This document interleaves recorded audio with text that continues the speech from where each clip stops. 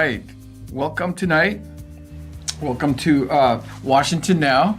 As we know, we have a collaboration with Siembra Radio with my co-host Jasmine and my 1 hour show tonight. I am, as I said, but I'm coming back. It's been a little while since I've been on, but this season with all the elections and everything that's happening nationally and locally, we were hoping that we can teach our Spanish community here local in Tacoma about what's going on and who are your candidates. And the whole idea behind the show and this collaboration was to, bring in some of the people who are running and making a difference in Washington. And we're hoping that you get to know them. And of course, as you know, if you ever watched the 1 hour show, my goal was to, not just interview the politician person. To me, when you are a politician, you are representing values. You are representing family. You are representing what you stand for. And as you know, we need more than just what a little pamphlet says to you. So what I'm going to do is I'm going to introduce my guest today. And I'm very lucky. I feel very lucky to have Sal Mungia with us today, right? Mungia?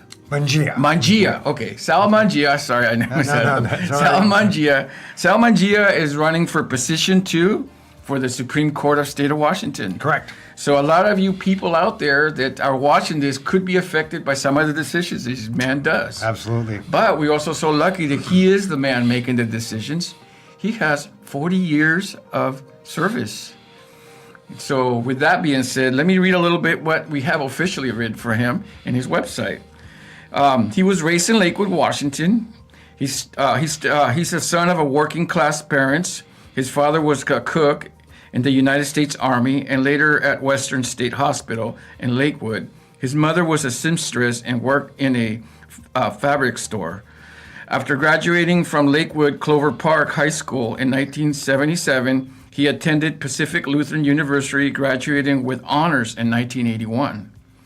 Sal went to law school at Georgetown University, yes, Law Center, graduated with honors in 1984. After graduating from law school and before entering private practice, Sal was a law clerk for both a justice on the Washington State Supreme Court and a federal district court judge.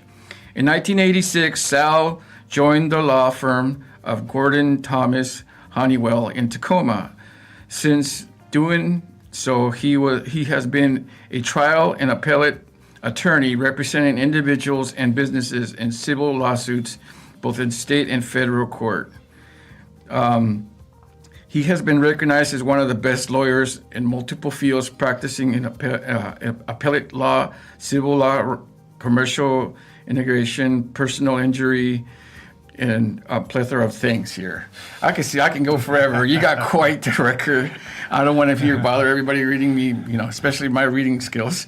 But bottom line is welcome. Thank you, Juan. Yeah, welcome to the 1 hour show. And, like I was saying in our intro here, that I would like to people get to know you. So, pretty much I read your history a little bit. You grew up in Lakewood, huh? I did, Lakewood boy. Lakewood boy, huh? Any good memories about Lakewood that you could share with us? Is something growing up? Well, I love Lakewood. Mm-hmm. And I think the memories of not having a whole lot, and because we didn't have a whole lot, I remember we'd make up our own tennis court just in the street. Yeah. Put a couple of lawn chairs. Well, lawn chairs. Yeah, and then hit the ball over, and then somebody have to yell car whenever a car would come, right? You get the chairs real quick. Yeah. So, was there anything that kind of made you realize, hey, I can do something with the law, or something that inspired you? What was it? Was there anything when you were that young that you knew you kind of where you were facing? Yeah. Okay, so back then, so I was born in 1959. Okay. Right? And so it was a little different vibe in society. Was not like this cultural inclusion, was not embracing differences or diversity. Yeah. It's pretty much outright racism. Yeah, so, it was. My mom was Japanese, so both came to this country as immigrants. Okay. And didn't have much money, and my mom had a heavy Japanese accent. Mm-hmm. And I remember from a very young age, I'm not kidding, whenever my parents would be taken advantage of, especially my mom, Yes. she would have that look of primarily anger, but there'd be that underlying hurt. Like, why is this happening to me? Yeah. Why? Just because guy, look different than the mainstream, but there's nothing she could do. Nothing she could do because they're powerless. Those are the days you could walk home from school. Mm-hmm. So I'd walk John Dower Elementary, anybody who's in this area. Yeah, they will. And to an empty house, because back then you could do that. And there'd be 2 TV shows that I would watch. One was a show called Gilligan's Island. Gilligan's Island, You remember that show? Oh, yeah. Okay. Yeah. And the other show was about this lawyer, right, who could speak up on behalf of others. The guy's name was Perry Mason. Perry Mason, yeah. And we're going back, but yes. Yes, and I knew that I was going to become an attorney, so this kind of stuff that was happening to my family wasn't going to happen to me or my family. Okay. So from 2nd grade, I knew I was going to become an attorney. We didn't know any attorneys, right? Wow, no, that's great, though. And went straight through undergrad at PLU. Lucky enough to get into Georgetown and do well in Georgetown. Came back here. I am a Tacoma boy. That's right. And so I started practicing after 2 years of doing clerkships with my law firm, Gordon Thomas, here in downtown Tacoma. Yeah. And let me tell you, Juan, one of the first things I did, and when I started private practice, I started doing pro bono work. Oh, my gosh. Representing people who, again, just like my folks, could not speak up for themselves because they looked different or because they didn't have any money, but yet they were being taken advantage of. That, and I love being a lawyer. Thank you for that. No, I love being a lawyer. Thank you for that. Being a lawyer is that's the coolest thing. Thank yes, you. yes. Yeah. So that's what drove me to becoming a lawyer, and that's what's driven me to do certain things during my career. I always admire lawyers because they have to pass the bar, and I'm not saying I never testly looked into it, but I looked a couple times and oh my gosh, so you got to know your stuff. So, but so then. So you kind of talked about it, going private, going pro bono. As a matter of fact, I don't know, remind the 1 hour show people that I've had the pro bono show here in my show. So, Tacoma does have a beautiful pro bono program. Tacoma pro bono, yes. Tacoma pro bono, I would like to promote it. So if you're listening to my show and you need a lawyer, they may able to help you, maybe not, but they might even guide you somewhere where you can get some help. So pro bono is very... to me, it's a very needed thing in this because it is expensive. Oh, I tell people, yeah, I could not afford to pay what I charge out. I could not afford. Can you afford your own services? Right. And I volunteer with Tacoma Pro Bono. I've done legal clinics, so working class people can at least hear what their options are, right? Yeah. It's so important. And we have to stay neutral as a station, but if you're looking to vote for somebody, remember these words here, that you help people. Another thing that I was really interested in finding out from you was that even though you knew you were going to be a lawyer, how did you end up being in the appellate course? To me, appellate is like kind of a specialty, right? As a lawyer, it is. So, and shoot, I didn't know about appellate lawyers when I was growing up, right? Can you tell us a little bit for people who don't know what an appellate court is? Yes, absolutely. So, what everybody imagines as a court, they think of the trial court. Yeah, Perry Mason, right? Perry Mason. You've got the 12 people in the jury box. You have the judge. The witnesses take the stand, and the jury renders a verdict. That's the trial court level. What a lot of people they don't think about when they think about courts is the appellate courts. Appeal, yeah. So we have in our state, just like the federal system, 2 layers of appellate courts. One, the Court of Appeals, and then up from there is the state Supreme Court. So the Court of Appeals, you have a right to have your case reviewed by the Court of Appeals, not to retry the facts, but just to make sure that the legal rulings that the judge made were correct. Correct, yeah. So just correct legal rulings if there were mistakes. At the state Supreme Court, you don't have a right to appeal to the state Supreme Court. Yeah. You can ask, and the state Supreme Court may or may not accept review. And in our state, the state Supreme Court, there are 9 members. Yes. And again, just looking at the law. And what the state Supreme Court tries to do is only accept cases where it's a novel legal issue, something that hasn't been decided before, or there may be a conflict between the three divisions of the Court of Appeals on how they rule on something. So that's the basic difference. But at the appellate courts, you don't have the parties, you don't have the clients there. It's just purely the attorneys arguing, and it's based on the record. So whatever the factual findings were below in the trial court, you are stuck with those factual findings. You can't bring in new evidence. Well, you can't bring new evidence, but so why would something could be reversed in appellate? How can that work? Okay, because the judge made an error in a legal ruling. In a legal ruling. Here's an easy one, okay? So, as everybody knows, you admit evidence into court. Let's say that the judge either allowed evidence admitted which should not have been allowed, or kept out evidence that should have been allowed. I always hear that in the news. They kept something out. Could have kept something out that that may have really helped one party, and it was wrong to keep it out. So that's just purely a legal ruling. That's the thing that the Court of Appeals or the State Supreme Court would review. Okay. Does that kind of make Yeah, sense? no, it makes sense. No, I understand because there's not only the way the trial works is the ruling above that makes it could be different. Could be one-sided, or it could be I don't know. Is it like the judge? Maybe why would a judge do that kind of? Oh, just so trials move very quickly, right? Yeah. And it's just like that. And sometimes there's new issues coming up, and the judge makes a ruling that she thinks is correct, but it may not be correct. It's just the way it goes. And it's not, and the standard is not just a mistake, but it has to be a big mistake. Okay, so to speak. So obvious that, right. Yeah. So just little evidentiary mistakes. I always say judges are human too. Of course. Yeah. Of course. But that's awesome. So basically, you are applying for position 2 in the Supreme Court. So I'm assuming you're ready to hear the big cases, right? The big. I've argued the big cases. So I've argued before every level of the state appellate court. So I've argued in the Court of Appeals here. I've argued before the state Supreme Court.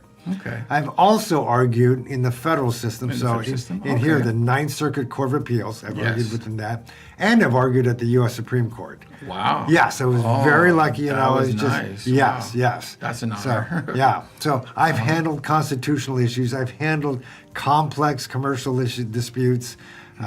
So yes, I would be ready to jump right in if I like it. That's awesome. No, that's great. Do you guys, when you do state, because I noticed that a lot of the politicians now say, well, it's going to be handled by the state, for example, talking about like abortions and things like that. Is that you guys would be the ones making those rulings then? If it passed down from a federal level down to a state level?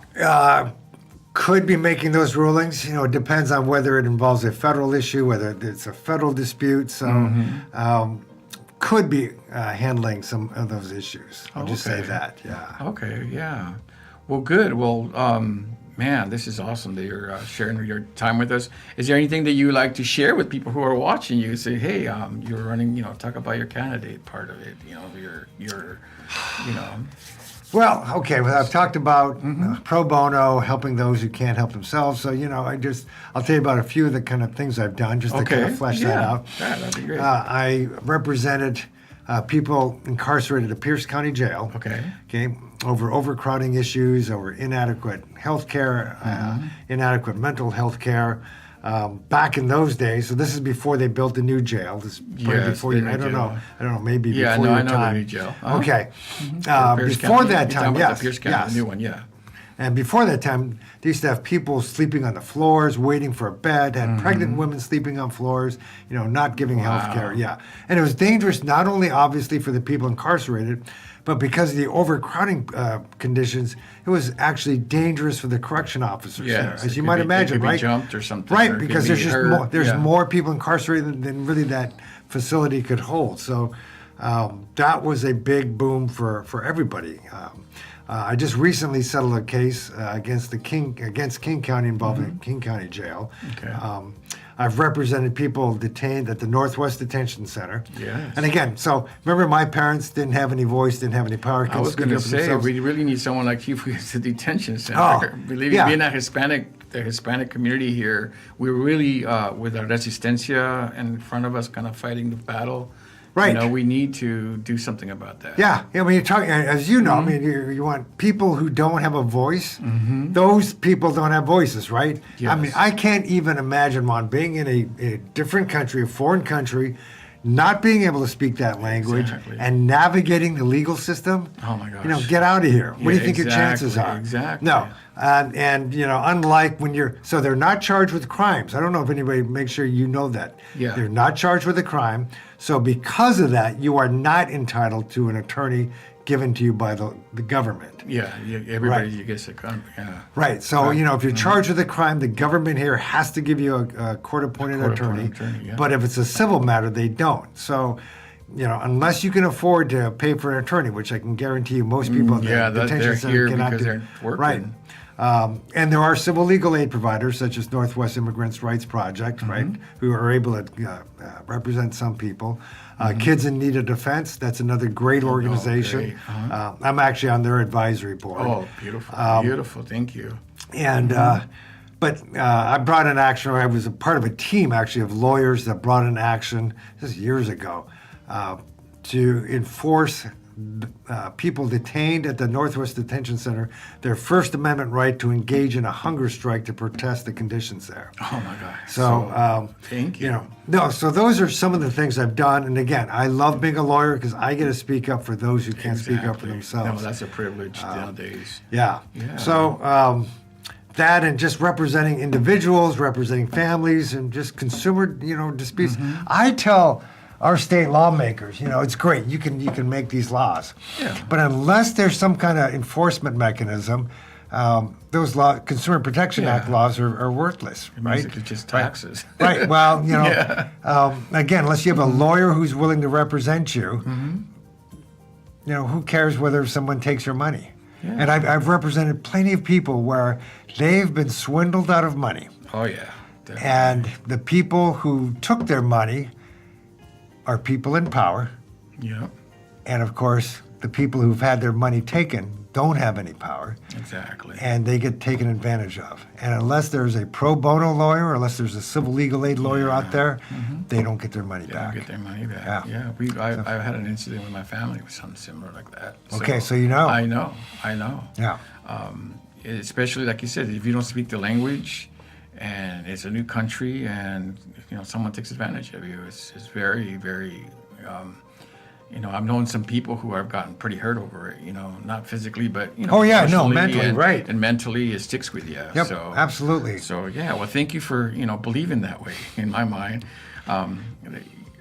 as you know, lawyers have a bad reputation. So I am lucky. So I was I'm a past president of the Washington State Bar Association. So I spent, years in leadership with the Bar Association. I used to come back to the firm and tell one of my law partners, you know what? And I know I'm unusual, but I get to see the best of our profession. I get to see people who give their time and energies to try to help out others. Okay, so I know there are not good attorneys, but there are certainly a lot of really good attorneys. I've noticed lately there's been a lot of Latina women coming up to be lawyers lately, and I'm really proud of them. I don't know them personally, but when I see on Facebook or on the news, and it makes me proud to say, hey, we got some representation now, you know what I mean? Representation is very important. It is extremely important, extremely important. Yeah. So, that's what you do, but tell us a little bit about your private life. I mean, tell us a little bit about you. Like I said, I'm more interested in you. Like, you said you had your mom and dad and your family. Are you married? Do you have kids? Not married, but I have 4 kids. 4 kids, okay. And, I tell people, and I really mean, the best part of my life is being a dad. Oh, yes. I'm not kidding. Me too. I'm not married either. I got 2 myself, so I understand. So I've got my oldest son, Alex, and he and his wife, Lauren, and they have my only grandson, Malcolm.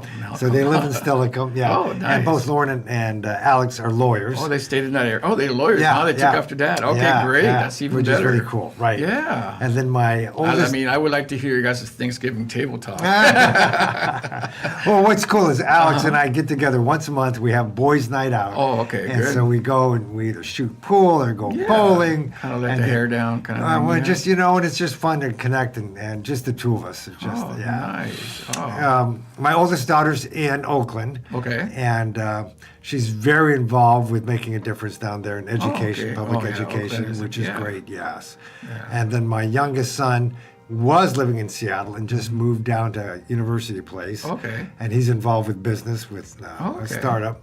Don't ask me what they do. Yeah, I don't yeah, quite I know. understand. And then my youngest daughter is 18. She's in her final year of high school. Okay. So she'll be going off to college next year. she wants to be a lawyer too, by No, chance? no. She definitely The does girls not don't want to be a wanna lawyer. no. No. Yeah, okay. And I always tell my kids, do what you want to do. Yeah, right? no, It's yeah, your that's life. Yeah. Yeah, but it's nice when they follow, That's it's nice, but it really I'm telling you, just Yeah. whatever they want to do, I am happy. Oh, good. Yeah. You sound like you're very happy now, and congratulations on running for the position, and wish you the best luck. And I'm just hoping that maybe in the future I'm going to track and keep see what are some of your decisions and what are the things that you decide on. And Fingers crossed, right? Yeah, The fingers election's crossed. Yep. 2 weeks So away. get out there and vote, people. Get out there and get some voting done.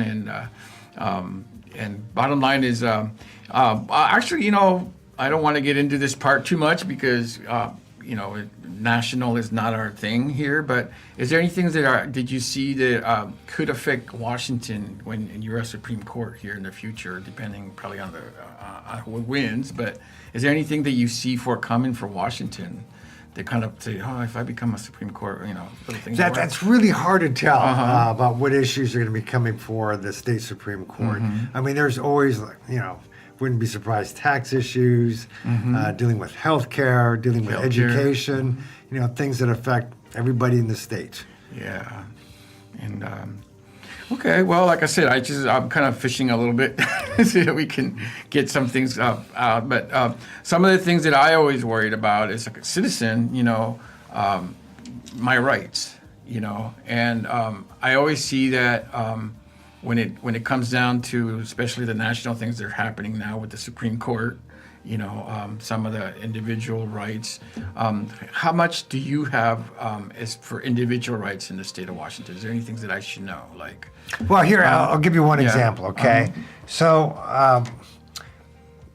you have the federal Constitution and you have the state Constitution. Okay. So the federal Constitution will set kind of the floor for personal rights, okay?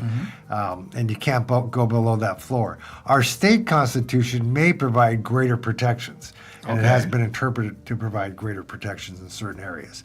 So in contrast to the federal Constitution, which does not have within the Constitution a right of privacy, our state Constitution explicitly has a right of privacy. see, that's something I'm learning. So, Yeah, Article 1, Section 7, straight in there. So our state could provide more protection under that provision than what you may find under the federal. federal.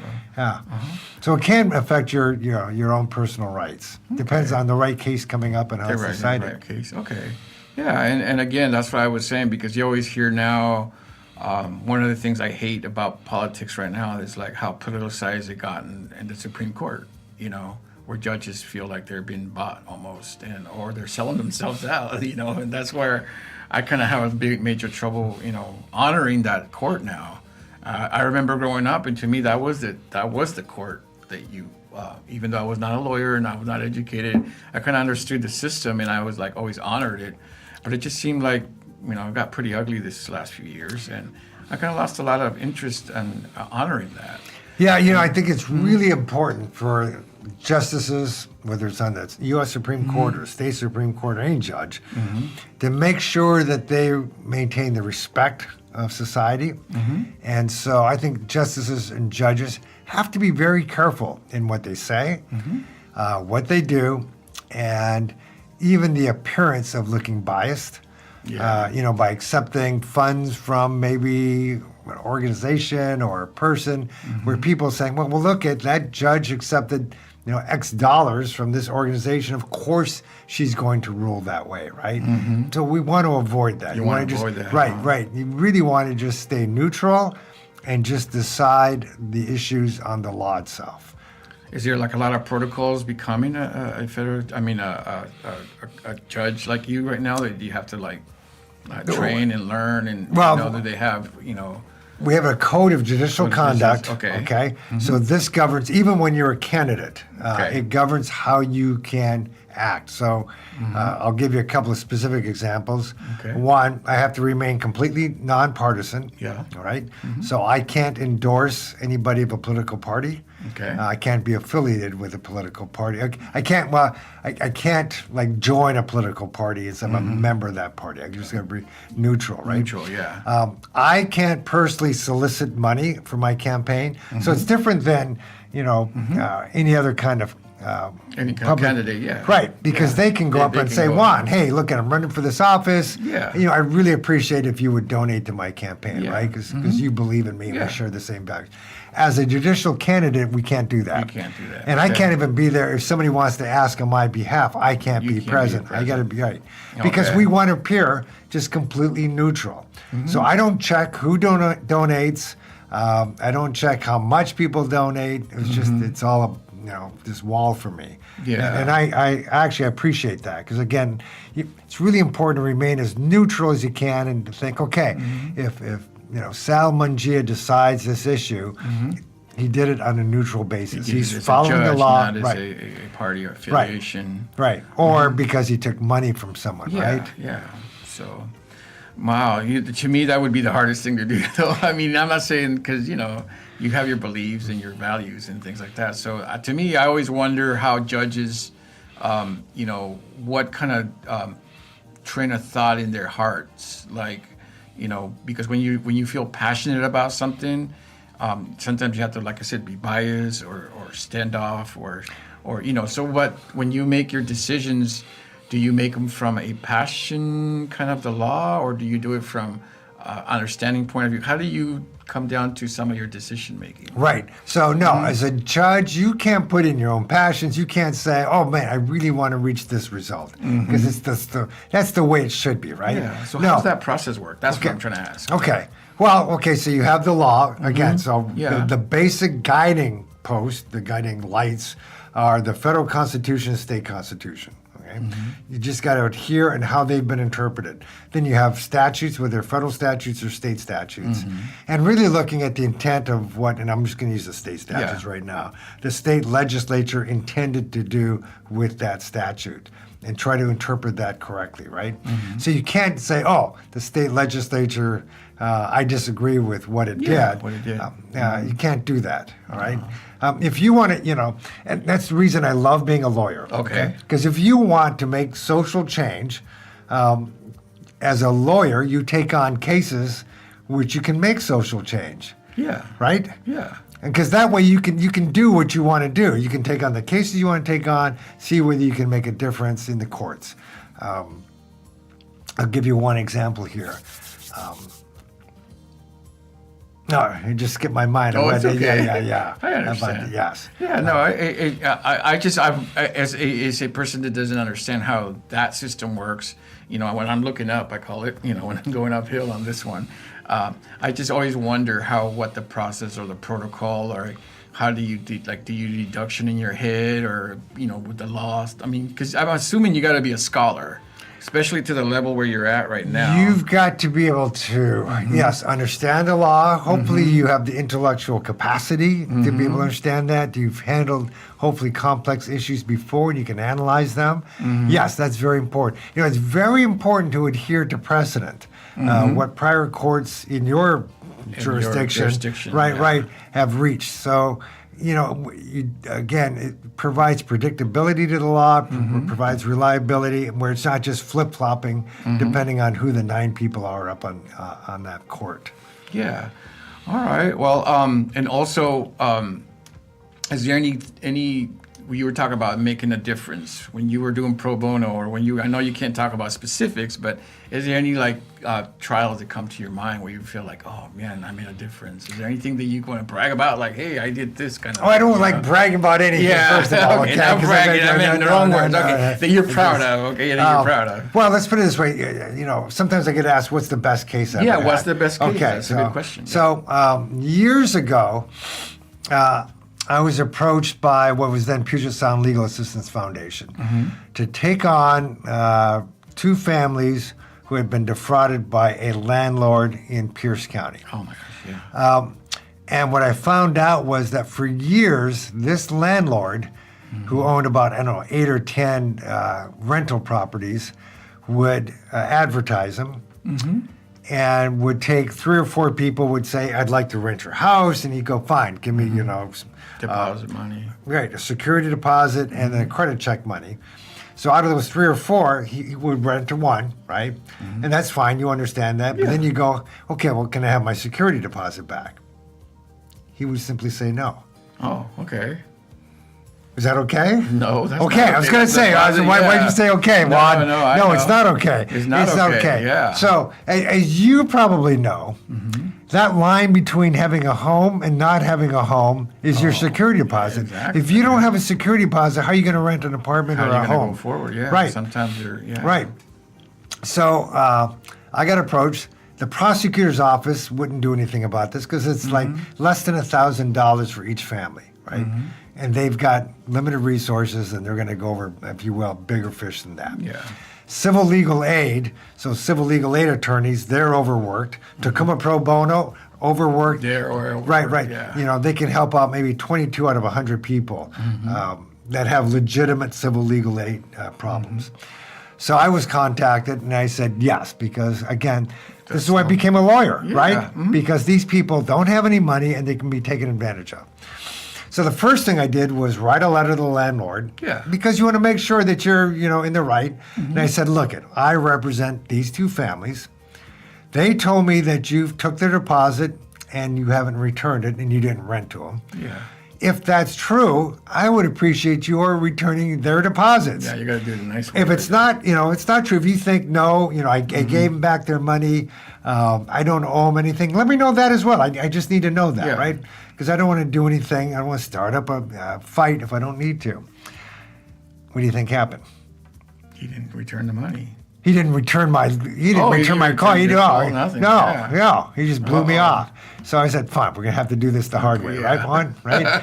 So he filed suit, and we ran an ad in the paper saying, "Hey," because I'd heard that other people had been defrauded by this guy. Yeah. We sued not only for the rental deposits, but we sued under what's called the Consumer Protection Act in the state.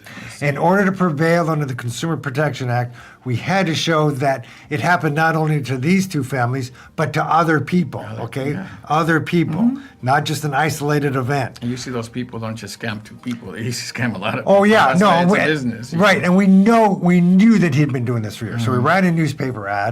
And we had about 4 to 6 family or other people come on and say, yes, he did exactly that same thing to me. So we filed suit. We started prosecuting this thing. About halfway through the suit, his lawyer contacts me. He says, okay, he'll give back the rental deposit.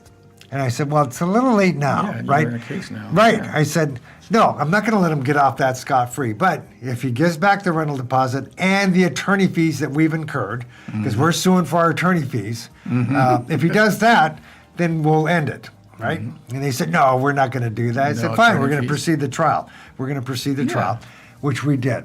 And I should tell you something about, again, these 2 families. One was a family of 4, mom, dad, 2 kids. Okay. And again, without the deposit, they couldn't rent another home. So luckily, they could move in with her parents. I say luckily, they're all crammed into 1 bedroom, the 4 of them, all right? Injustice. Yeah. And then the other was a single woman who was lucky enough to be able to move in with her daughter in an apartment. But she owned a dog. This apartment unit did not allow dogs to be in there.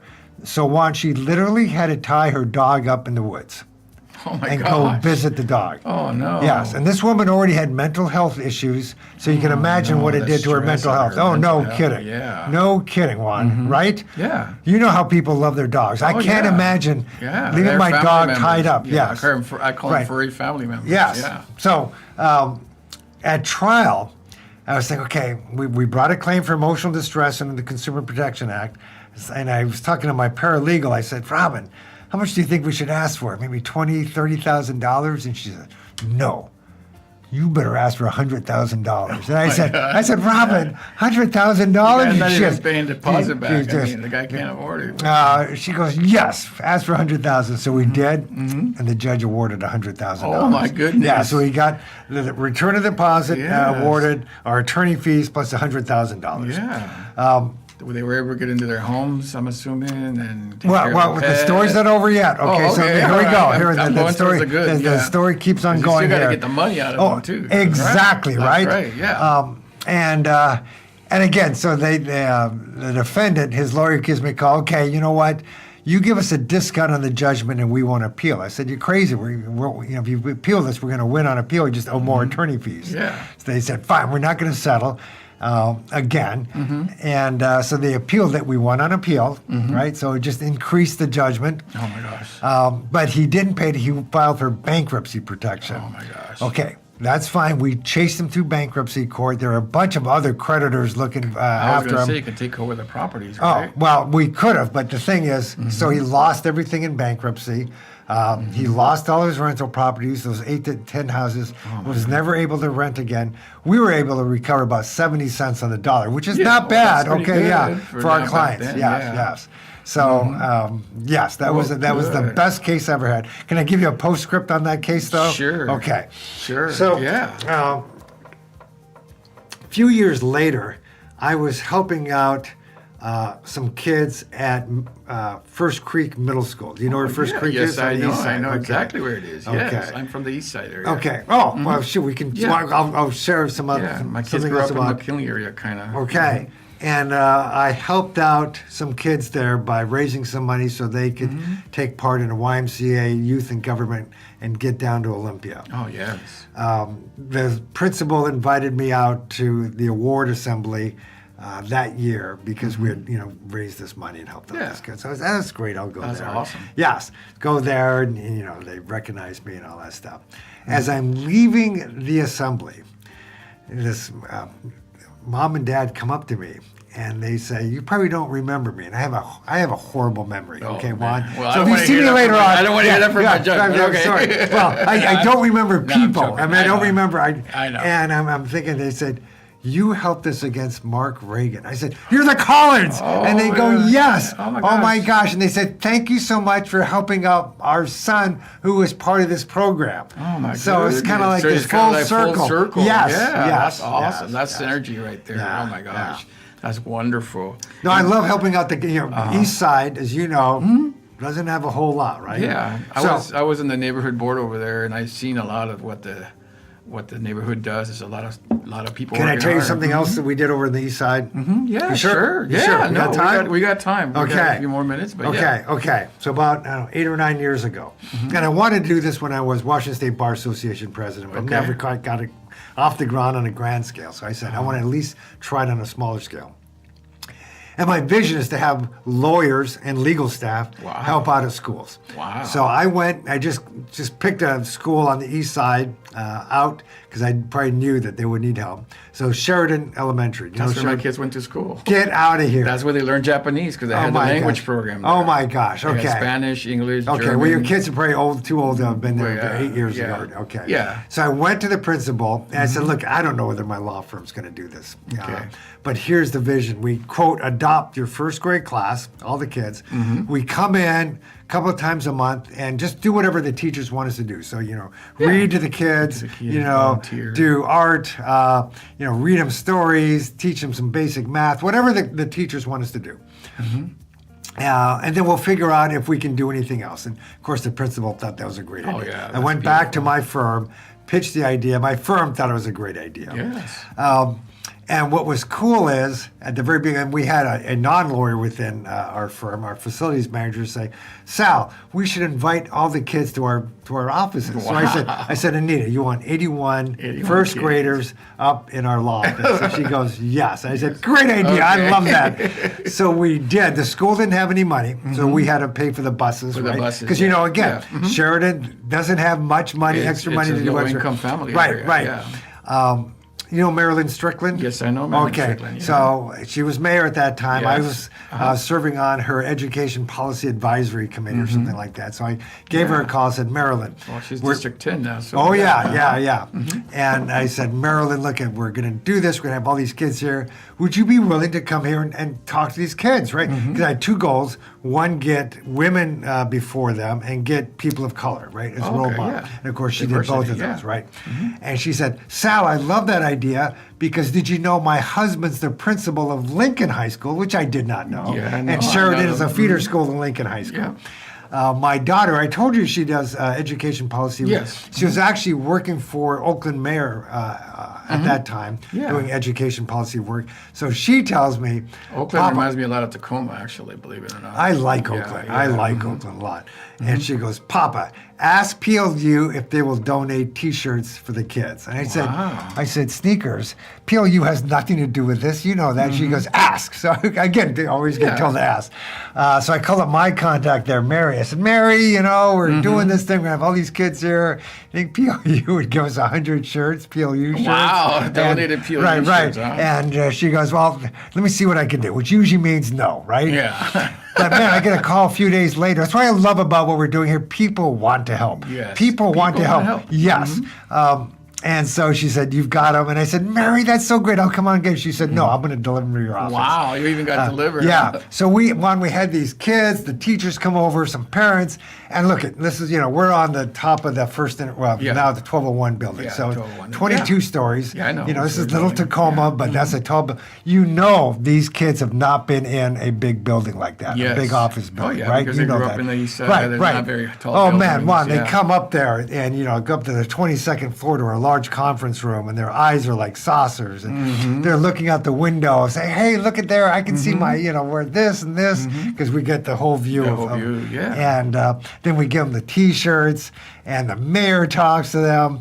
I talk to them. Wow. Then we get them in small groups, and they're going around the firm and talking to lawyers, paralegals, accountants there that we have, legal assistants.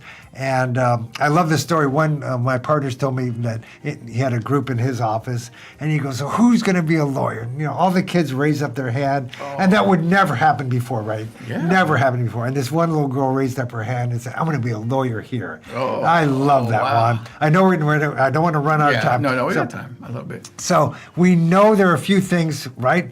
So if a kid can't read at grade level by the end of grade 3, Yes, that's there's very a direct important. correlation to being incarcerated as an adult. Exactly. We know if you That's get a- one thing I don't like too much about what's happening with school systems right now. They're Yeah. feeding Oh, man. a lot of that stuff. Oh man, okay, and so that's Mm-hmm. one thing we really worked on. We know that if you have, if a kid has at least one adult who cares about them, they're more likely to succeed. Yes. Let me tell you, so the kids there, as you probably know, 80% kids of color, 80% of the kids Yes. are eligible for free or reduced school Yes. lunches. 10% of the kids come from homes without a home, with a house. Without a Okay, house, in yeah, other words, what we call yeah. homeless, right? My wife, not to brag, but my wife was the PTA president. Oh, Sheridan for well, a few years. well, you should So, believe brag. me, You should brag. Yes, that's huge. Yeah, no, I understand. So you we know knew these the kids. demographics. And a lot of these kids, unfortunately, don't have an adult who cares. They're just some of the adults are just barely hanging on, right? So I told our volunteers, make sure you always tell these kids, let them know you care about them because they're more likely to succeed.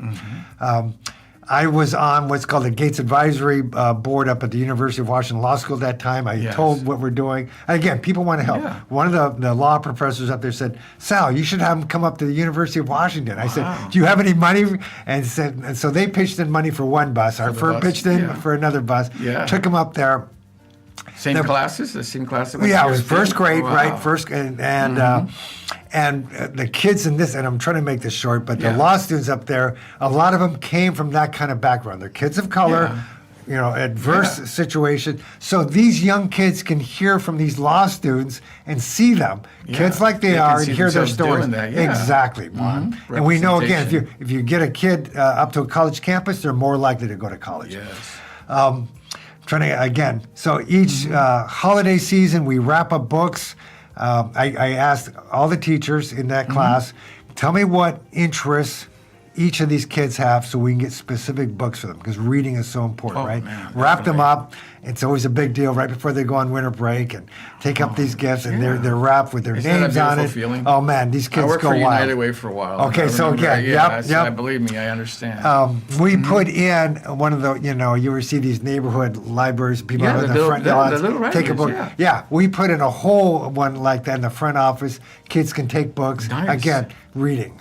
Reading is very important. Yeah, reading is very important. So again, I'm going to cut to, I'll say one more thing. I have a nonprofit client that do pro bono work, and she started off doing a food bank on the east side years ago. Okay. So when I told her what we're doing, she said, Sal, let's put a food bank in that school. Wow. Juan, how cool is that? I mean, it all started from a simple yes, gesture. because there's food insecurity there, right? Oh, and it's easy. I call it a desert island. Yes. So kids, families can go right in the front office. There's no kind of stigma and just take food. I love that. Yeah. So we followed the first grade class, the second grade when they went to second grade, followed them to third grade, followed them to fourth grade, followed them to fifth grade.